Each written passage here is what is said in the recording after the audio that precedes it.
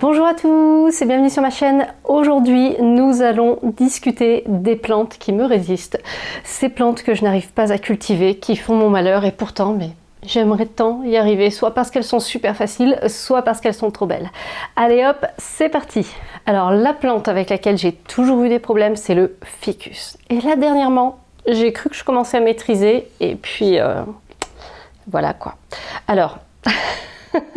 Ça, c'était la bouture de ficus que Jenny m'avait donnée. Je l'avais fait raciner longtemps, je l'ai rempoté, tout allait bien. Et après, crac, il s'est mis à crever. Alors là, tout de suite, bien sûr, on est à un état avancé. Le terreau est tout sec parce que forcément, puisqu'il est mort, je mets plus d'eau. Je l'ai juste gardé pour vous le montrer dans cette vidéo. Mais je vous promets que je n'avais rien changé. Enfin, rien changé, j'avais adapté mes arrosages à la saison. Mais... voilà quoi, et non, il s'est mis à crever, il s'est rappelé que j'étais une mauvaise maman ficus maman, ouais. Et voilà, où est-ce qu'on en est aujourd'hui? En revanche, il y a un ficus avec lequel je ne suis pas si mauvaise que ça. Tadam! Mon Ficus elastica Abidjan, alors avec son magnifique feuillage super sombre.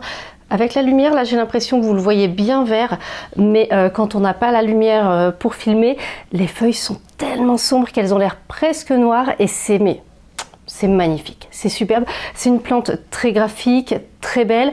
Et celui-ci, miraculeusement, je l'ai depuis le mois de septembre, donc octobre, novembre, décembre, janvier, 4 mois de survie sans problème. Donc celui-ci par contre, je pense que ça dépend peut-être des types de ficus.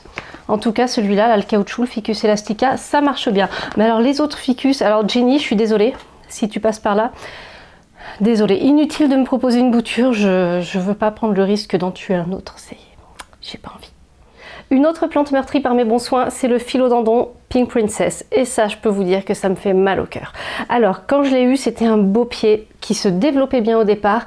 Et à ma décharge, il faut dire qu'il a eu une sacrée attaque de trips. Et pour le récupérer, je l'ai bouturé. C'était un petit peu tout ce qui restait à faire. Mais depuis, je n'arrive pas à faire repartir les boutures. Alors, hop. Vous les avez déjà vus dans d'autres vidéos, je vous mets un petit lien par là si vous voulez voir de plus près. Mais en gros, j'en suis toujours au stade de bouture dans la sphaigne. L'an dernier au printemps, elles étaient pas mal, j'ai commencé à les sortir de la serre, je me disais allez, tout va bien, etc. Et puis non, c'est parti en vrille. Et du coup, rebouturage, resserre. Mais honnêtement, si c'est pour avoir du bébé philo Pink Princess, même pas rose, dans une serre, voilà quoi, je suis dégoûtée. Et c'est dommage parce que c'était un pied magnifique, avec des feuilles bien roses, et honnêtement, voilà où j'en suis aujourd'hui. Et ça, c'est une plante que je n'arrive pas à cultiver, contrairement à plein d'autres phyllos qui s'éclatent chez moi, qui n'ont pas de difficultés, qui survivent à tous mes oublis, enfin voilà quoi. Et là, ça me fend le cœur quoi. Ça me fend le cœur. Alors je garde les boutures quand même parce que j'ai toujours, je me dis allez, peut-être que cette année, tu auras même plus de temps pour te consacrer à celui-ci, tu vas y arriver et tout. Mais honnêtement, ça me dégoûte. Il était tellement beau au départ, tellement beau. Je vais vous en montrer une autre là avec laquelle je suis en mode cataplante. Ça fait 2 ans de suite, ça fait 2 fois que Georges, chef langoustin, m'en envoie. C'est la Tradescantia fluminensis variegata qui finit toujours par partir en vrille comme ça, vous voyez. Ça me dégoûte, ça me gonfle, j'en ai marre. Écoutez, à chaque fois ça part comme ça. Elle était en terre, j'avais plusieurs pieds, elle était magnifique. Paf, ça part en vrille. Je bouture en me disant, je vais au moins récupérer une bouture. Et au bout d'un moment, la bouture me fait ça. Et voilà. Je vais essayer de la mettre en terre, voir si jamais il se passe quelque chose. Je sais pas ce qui se passe avec cette misère chez moi. C'est désespérant. Les misères, normalement, c'est facile, c'est cool, c'est sympa, ça pousse bien. Et là, celle-ci, non, quoi, ça marche pas. Ça marche pas. Et ça me dégoûte parce qu'elle est... Alors là, on voit pas bien parce qu'il reste plus grand-chose comme feuille, mais... Attendez, voilà. Je vous mettrai une petite photo, là, je dois avoir j'ai peut-être une photo. Elle est juste magnifique. Avec des stries blanches et vertes. Elle est magnifique, c'est une plante sublime que j'aimerais bien réussir à faire cascader, mais au lieu de ça, non. Non. Alors c'est peut-être une question de climat chez moi, enfin je sais pas. Il y a des petites feuilles, ouais mais elles sont trop petites pour que je vous montre là-dedans, vous verrez pas. Voilà, donc là je suis maxi dégoûtée, c'est toujours mon grand désespoir. Voilà quoi, je sais pas quoi faire. Il y a une autre misère d'ailleurs qui me résiste, je ne l'ai plus parce qu'elle est morte. Je suis partie 48 heures à Noël. Je suis partie 48 heures, je suis revenue. elle était morte.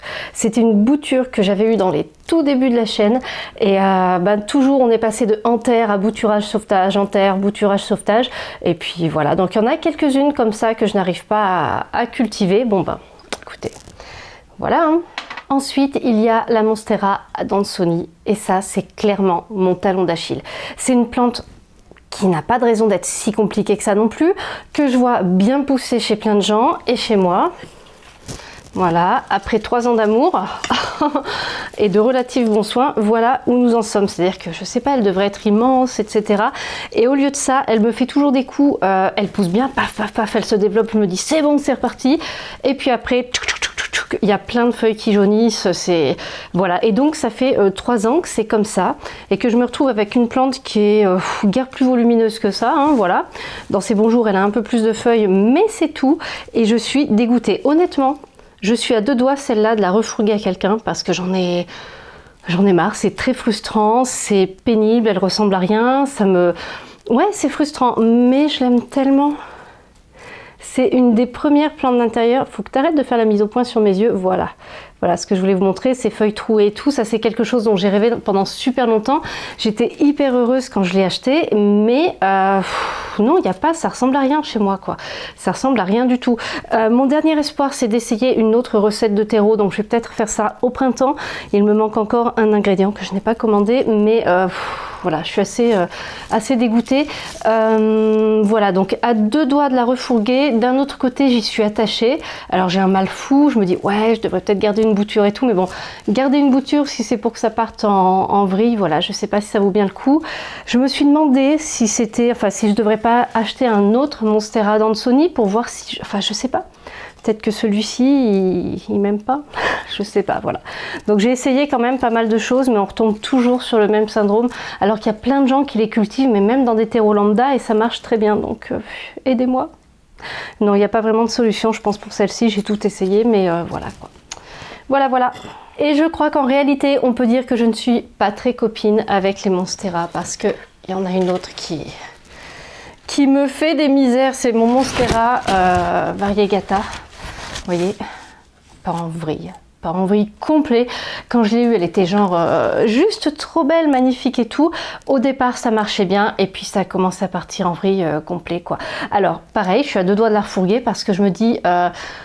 là où j'habite il fait super sec, ça sert à rien, gna gna gni, j'y arriverai pas, mais j'ai tellement envie d'y arriver. Je suis en train de faire un marcotage, je vous ferai une vidéo sur le marcotage aérien. Je suis en train de faire un marcotage pour doubler le pied, pour qu'elle ait 2 pieds au départ. J'aimerais tellement réussir à la faire pousser puis à ce qu'elle ait des feuilles. Pas comme ça, quoi, c'est vraiment trop moche. Voilà, donc là je tente un nouveau truc, je sais pas où il est passé mon petit truc. Sur les conseils de Corentin Pfeffer, je vais essayer de la brumiser en permanence. 10 fois par jour, soyons fous. Sérieusement, je vais essayer de la brumiser plus. Déjà, depuis quelques temps, je la douche beaucoup plus souvent, plusieurs fois par semaine. Je la douche et je l'arrose plus souvent, comme une folle. Et bon, c'est un peu mieux, mais malheureusement, les parties qui ont bruni ne vont pas reblanchir. Donc en fait, ça, si je la garde, ça risque d'être du long terme, quoi. Voilà. Et je suis dégoûtée parce qu'elle était belle et tout. Et voilà.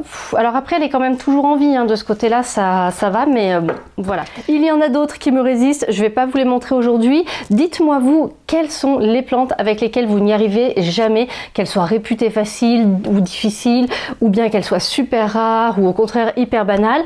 Si jamais ça vous a plu aussi, il y a Marie-Ange qui avait fait une vidéo un petit peu dans le même genre. Je vous mets le lien par ici. Et voilà, si jamais le concept vous plaît. Et n'hésitez pas à me dire surtout mais quelles sont les plantes que vous n'arrivez pas à cultiver, parce que je suis sûre qu'on a chacun nos petites faiblesses. Et voilà, merci beaucoup d'avoir regardé cette vidéo et on se retrouve très bientôt pour une nouvelle vidéo.